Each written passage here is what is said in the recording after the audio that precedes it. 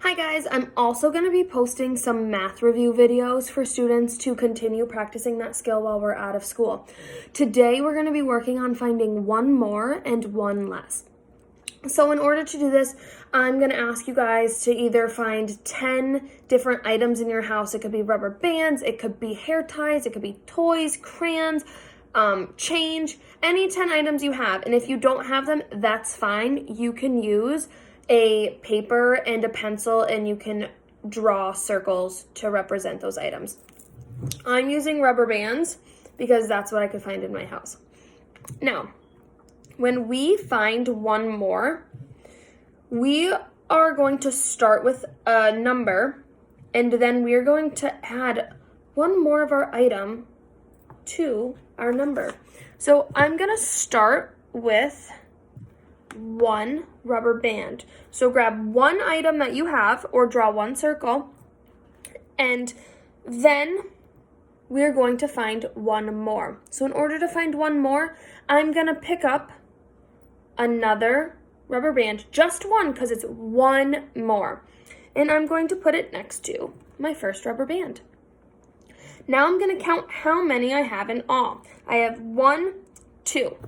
So that means one more than one is 2, or 1 plus one more equals 2. Now, if I wanted to find one more than 2, I pick up one rubber band or one item or draw one circle, and then I count how many in all I have. I have 3 in all. So that means one more than 2 equals 3, or 2 plus 1 equals 3. Now I'm going to ask you guys to pause the video, and I'm going to ask any older sibling, cousin, adult that is in the house with you right now to have them continue to ask you to find one more until you get to all 10 of your items or you draw all 10 circles. Then once you do that, unpause the video and we're going to find out how to find one less. Okay, now that we were able to find one more all the way up to 10, we are going to find one less. Now, in order to find one less, I'm starting with all 10 of my rubber bands on my board. So you want to have all 10 items in front of you or have drawn all 10 circles on a piece of paper. Now, in order to find one less, we are going to take away. So I have 10 here, and I want to find one less than 10. So I'm going to take one rubber band away, and then I'm going to count how many are left. 1, 2, 3, 4, 5, 6, 7, 8, 9. There are 9 rubber bands left. And that means 1 less than 10 equals 9, or 10 minus 1 equals 9. Now, there's 9 left, and I want to find one less than the number 9. Again, I take 1 away, and then I want to count how many are left. Now, I know that there's 5 rubber bands on the top, so I'm going to count down from 5. 5, 6, 7, 8.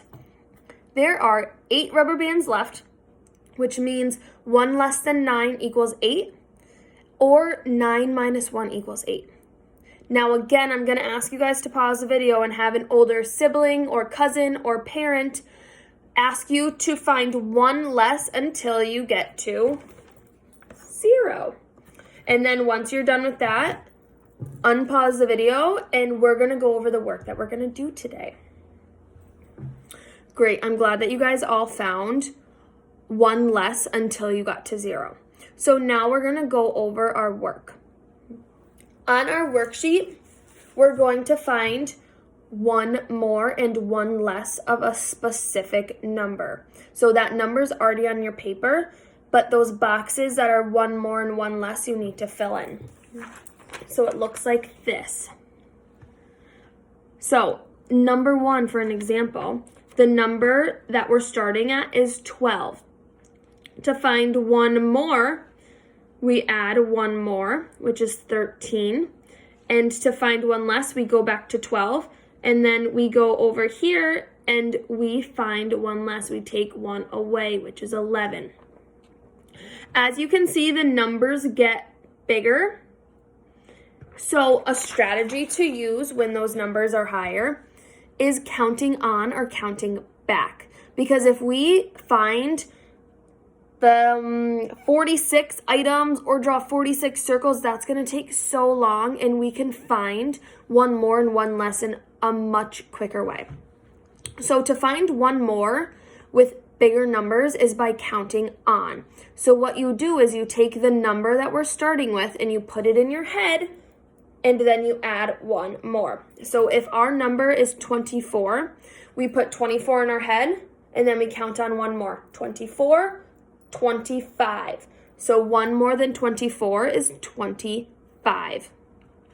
Now to find one less, we count back. So if we use 24 as an example again, we put 24 in our head and then we count backwards one number. 24, 23. So one less than 24 is 23.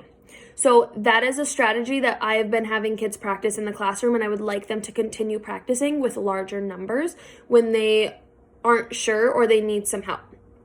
You also can look up 120's number chart on Google if students still need extra support with that. So with our work, step 1 is going to be writing out the problems.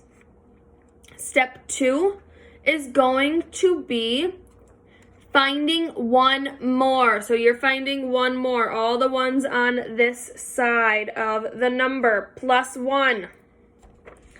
Step 3, find one less. So all the boxes on this side that are minus 1, one less.